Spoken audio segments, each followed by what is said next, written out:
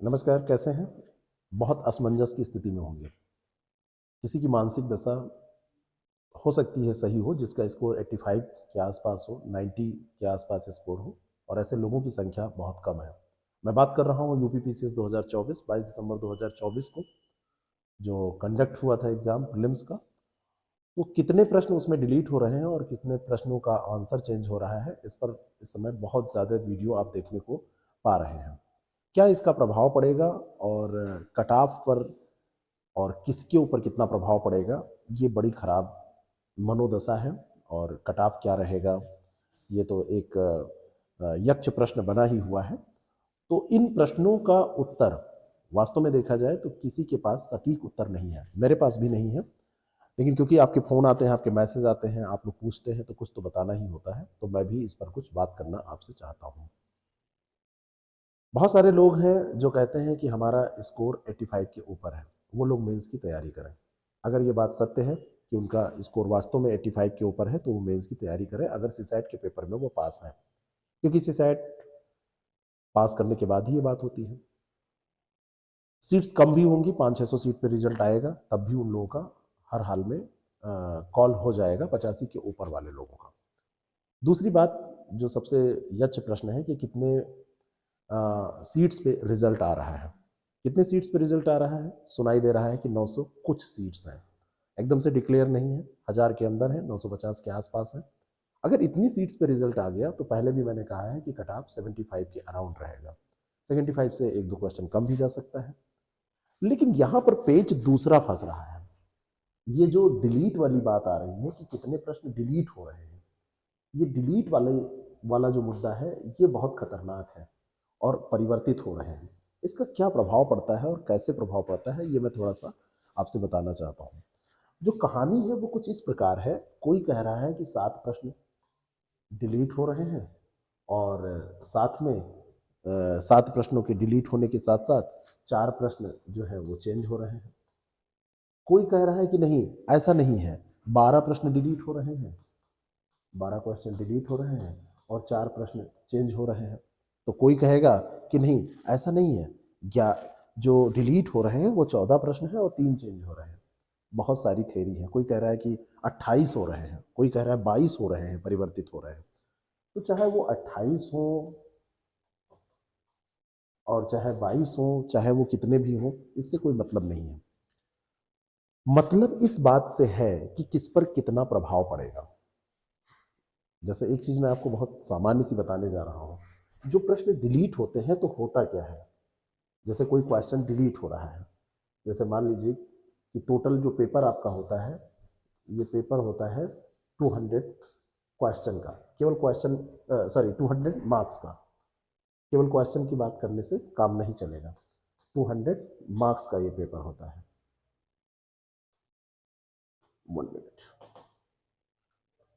200 marks का, और इसमें जो क्वेश्चन होते हैं वो 150 क्वेश्चंस होते हैं। यानी कि पर क्वेश्चन अगर आप निकालेंगे तो पर क्वेश्चन 1.33 मार्क्स के एवरेज में आपकी मार्किंग आएगी। जब कोई क्वेश्चन डिलीट होता है तो डिलीट होने पे क्या होता है, मान लीजिए कि हमने इसमें से 150 में से कुछ क्वेश्चन डिलीट कर दिए। जैसे मान लीजिए कि हमने 7 क्वेश्चन डिलीट कर दिए, ये क्या है? Deleted question. तो इसका प्रभाव ये पड़ता है कि डिलीट करने के बाद में ये बचा 143 क्वेश्चन, लेकिन मार्क कितना है? 200 मार्क्स।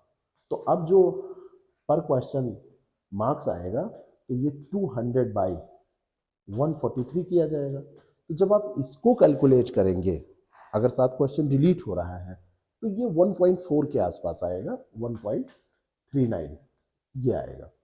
ठीक है, इतना भी आपको समझ में आ गया। यानी कि अब एक क्वेश्चन इतने मार्क्स का हो गया, तो मार्क्स में कट ऑफ तो हाई चली जाएगी, लेकिन क्वेश्चन में कट ऑफ उतने की ही आसपास रहेगी, लगभग वही 75 के आसपास रहेगी।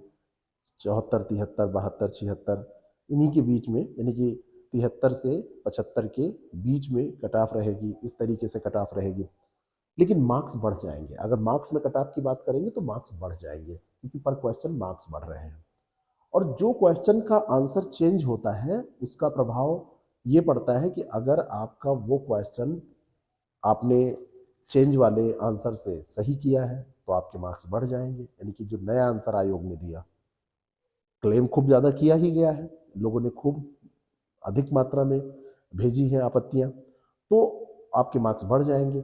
और अगर किसी का वो क्वेश्चन सही है, उसने जोड़ रखा है अपने 76 क्वेश्चन सही में उन क्वेश्चंस को जोड़ रखा है जिन क्वेश्चन के आंसर चेंज हो रहे हैं, तो उनके मार्क्स कम हो जाएंगे। लेकिन डिलीट में भी एक बहुत बड़ा खेल होता है, और इस पूरे रिजल्ट में एक बहुत बड़ा खेल होगा। डिलीट में ये होगा कि ये जो 7 प्रश्न डिलीट हो रहे हैं, अगर किसी के इन 7 में से 4 प्रश्न सही थे, मान लीजिए कि इन 7 प्रश्नों में से 4 प्रश्न ये क्या थे, सही थे, तो इन सही प्रश्नों का उनको मार्क्स मिलना ही था, बिल्कुल सही सही मार्क्स उनको मिलना था। लेकिन अब क्या होगा, ये मार्क्स उनको भी मिल जाएगा जिनके सही नहीं थे। ये किसी के सही थे तो उनको तो मार्क्स मिलना था, अब इन प्रश्नों के मार्क्स उनको भी मिल जाएंगे जिनके ये प्रश्न सही नहीं थे, क्योंकि ये सबको डिस्ट्रीब्यूट कर दिए गए। एक कैंडिडेट है ए, उसका ये सही था, और एक कैंडिडेट बी है जिसका ये क्वेश्चन गलत था, तो डिलीट वाले का दोनों को मिल जाएगा लाभ। और जो चेंज होते हैं, जो 4 क्वेश्चन 5 क्वेश्चन चेंज होने की बात हो रही है किसी भी पेपर में हो, तो उसका मार्क्स उसको मिलेगा जिसके नए आंसर की के हिसाब से क्वेश्चन सही होंगे। तो कट ऑफ तो रहेगा 75 के आसपास ही, अगर 900 प्लस सीट पर रिजल्ट आया। ज्यादा उम्मीद है कि ऐसा होना चाहिए, ईश्वर करे कि ऐसा हो। लेकिन अगर ऐसा नहीं हुआ, कम सीटों पर रिजल्ट आया, तो थोड़ा सा कट ऑफ ऊपर जाएगा। अब दूसरी बात इसके एक इस पे विचार कीजिए कि अगर हम मान लीजिए कि किसी का स्कोर मान लेते हैं कि 75 क्वेश्चन है, जो एवरेज में ज़्यादातर लोगों का स्कोर ऐसे ही है। अब 75 क्वेश्चन का स्कोर कोई लेके चल रहा है और उसमें से 7 क्वेश्चन डिलीट हो गए, तो हो सकता है कि किसी का स्कोर पर 7 क्वेश्चन डिलीट हो गए और 4-5 क्वेश्चन मान लीजिए कि ये चेंज हो गए, ये डिलीट वाले हो गए और ये चेंज वाले हो गए। मान लो ये मिनिमम एक संख्या है कि ऐसा हो रहा है, तो किसी का स्कोर हो सकता है वो उसका लक साथ दे, तो इसमें से उसके 5 गलत थे तो इसका नंबर बढ़ जाए, और ये जो 4 चेंज हुए हैं ये भी हो जाए, और इसका हो सकता है 11 तक इसमें बढ़ सकता है। तो किसी का मान लो कि 10-11 बढ़ गया, तो हो सकता है कि उसका 86, अगर कंप्लीट ऐसे हो तो उसका स्कोर 86 पहुंच गया। और जरा इसका विपरीत सोचिए कि इसका अगर -11 हो जाए तो कितना हो गया, 64। अब आप कहेंगे नहीं, 100% ऐसा नहीं होता है, तो हम कह रहे हैं इसका हाफ कर दीजिए, एवरेज निकाल दीजिए। तो हाफ अगर आप करेंगे तो इसका 11 की जगह 5 कर लीजिए, तो +5 हो गया, तो इसका 80 हो गया। और हो सकता है किसी का दुर्भाग्य रहा या उसके नहीं सही हुए, -5 कर दीजिए तो ये 70 हो गया। तो ये हो सकता है कि ये बाहर हो रहा था तो ये अंदर हो गया, और ये अंदर हो रहा था, इसके 76 थे मान लो, इसके हम कह रहे हैं ये 76 थे, और अब ये 76 से 71 में पहुंच गया, तो ये तो बाहर हो गया ना।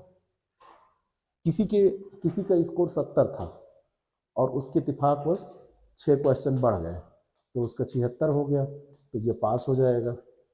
और किसी का मान लो 81 था और उसके 7 क्वेश्चन कम हो गए, किसी का 81 था उसके 7 क्वेश्चन कम हो गए और उसका स्कोर पहुंच गया 74, और कटा 75-76 चला गया, तो ये फेल हो गया। तो जब ये चेंजेज होते हैं, डिलीट होता है, तो इसका प्रभाव कैसे पड़ रहा है ये तो मैंने आपको बताया ही।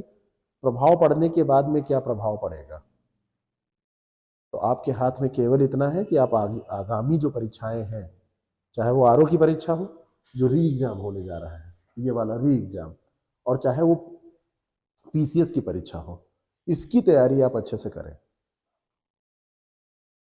ये क्या होगा, ये फरवरी में जो है रिजल्ट आएगा, तभी क्लियर हो पाएगा। फरवरी से पहले इसको क्लियर नहीं होना है, तो ये फरवरी में क्लियर हो पाएगा, मिड फरवरी के आसपास रिजल्ट आएगा, ये मान के चलिए। और जब रिजल्ट आएगा फरवरी में, तो मार्च अप्रैल मई जून में इसका मेंस का एग्जाम होगा, है ना।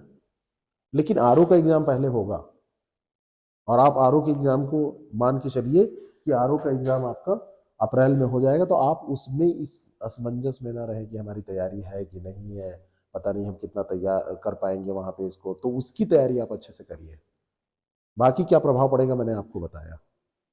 आपकी कोई बात होगी, कोई कुछ और अच्छे विचार आपके पास होंगे तो उसको प्रस्तुत कीजिएगा, कमेंट सेक्शन में आके लिखिएगा, उसको बताइएगा।